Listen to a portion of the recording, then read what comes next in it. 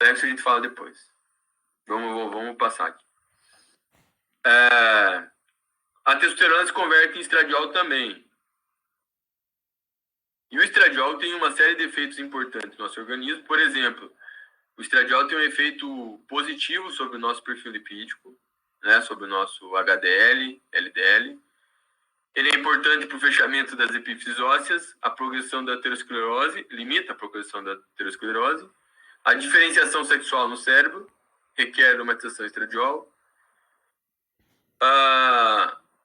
Enfim, tem coisas que a gente não sabe sobre o estradiol, né? Mas a gente sabe que ele influencia ali o nosso sistema nervoso central, ele tem um efeito neuroprotetor, né? O estradiol também tem um efeito positivo ali nos lipídios plasmáticos. Bom, a gente sabe que na mulher o estradiol é responsável pela deposição de gordura na região glúteo-femoral, por exemplo, e nos seios, tá bom? E eu vou falar isso depois lá para vocês.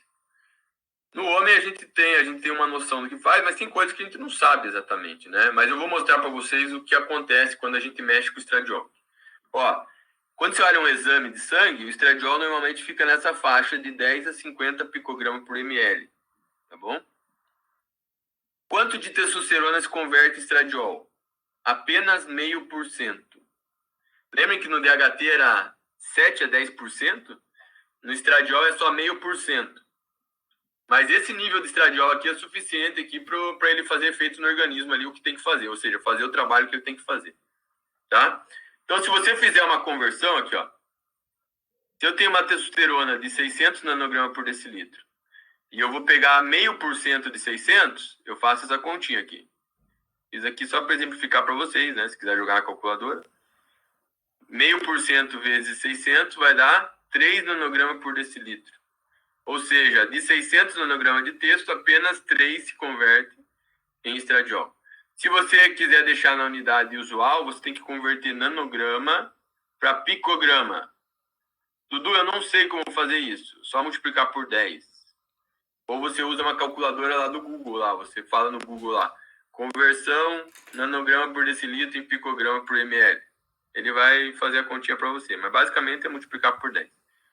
Tem exame laboratorial que vem em nanograma por decilitro, mas o mais normal é vir em picograma por ml. Normalmente o que vem em nanograma por decilitro é testosterona, tá? Fabrício, eu não vou dizer que não funciona, tá? Você usar a finasterida, porque eu já tive atleta que usou e ajudou na acne. Mas não é tão efetivo. Talvez em algumas pessoas funcione um pouco, né? Mas às vezes a gente acha que a acne está controlada porque está usando medicamento e às vezes não é por isso, é por outro motivo, tá? Mas não é um medicamento efetivo para controlar a acne, como a gente viu, né? Mas eu já vi que teve em um ou outro caso ajudou um pouquinho, assim, mas o que funciona melhor mesmo é a espironolactona. Ó, tranquilo aqui, pessoal? Ó, se vocês fizerem uma relação aqui entre a testosterona e o estradiol, o que você observa aqui? Uma relação de 20 para 1. Aqui, ó. Pega 600 e divide por 30. Dá uma relação de 20 para 1, tá certo? Ó, então, se vocês quiserem ter uma noção... Dudu, qual que é uma proporção boa entre testosterona e estradiol? Considerando estradiol nessa unidade de medida aqui em picograma, tá, pessoal? Tô colocando o dedo aqui, tá achando que vocês estão vendo. Picograma, ó. Relação de 20 para 1. 20 de testosterona para 1 de estradiol. Vou escrever aqui no chat. Tá? Relação testosterona e estradiol, que a gente escreve E2. Tá? Melhor ficar assim, ó. TE2. O E2 fica estradiol, tá? Não, é a sigla que usa. Uma 20 para 1. Ou seja, se você tem uma testosterona de 500, o teu estradiol bonitinho ficaria ali em 25, mais ou menos. Dudu, precisa ser exatamente? Óbvio que não, né? Se você tiver uma testosterona de 600 e teu estradiol está em 35, não tem problema. E assim, a gente também, o exame, ele te dá uma noção, mas não quer dizer que está um pouco desproporcional no exame, isso vai ser um problema. Pode ser um problema. Normalmente a tendência é ter problema quando existe uma desproporção. Tá? Por exemplo, vocês olham ali, a referência da testosterona é mais ou menos 300 a 900.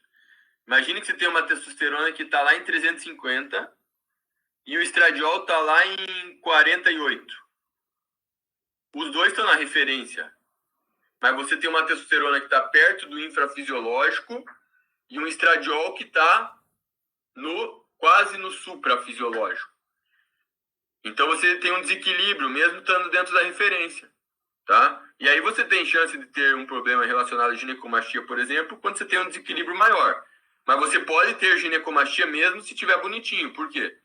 Porque o estradiol que você está medindo aqui no exame é o estradiol que está no sangue. Mas você tem uma concentração maior de estradiol aonde? No tecido adiposo, porque é no tecido adiposo que você tem mais enzima aromatase. E aonde a gente tem tecido adiposo também? Na mama. No tecido mamário ali a gente também tem bastante enzima aromatase. Então, às vezes, o cara está com valor de estradiol normal e pode ter ginecomastia, por quê? Porque ele está tendo maior conversão ali no tecido mamário, tá bom? Não bate, não sempre, nem você pode, não tem que bater, tá, Henrico? Por quê? Porque quando a testosterona está muito alta, a aromatização ela não acompanha, tá? Existe uma saturação. Chega um momento que se você sobe, inclusive, é mais fácil você ter ginecomastia usando o texto numa dose que nem eu estou usando, do que ter ginecomastia numa dose alta de texto. E aí tem gente que acha que é melhor usar texto na dose alta para evitar gineco. É uma tonguice isso daí, na verdade, né? Por quê? Porque é fácil controlar gineco, né? E aí, usar texto numa dose mais alta, você tem outros problemas, né? Ginecomastia de menos. Se a gente está falando em saúde, né?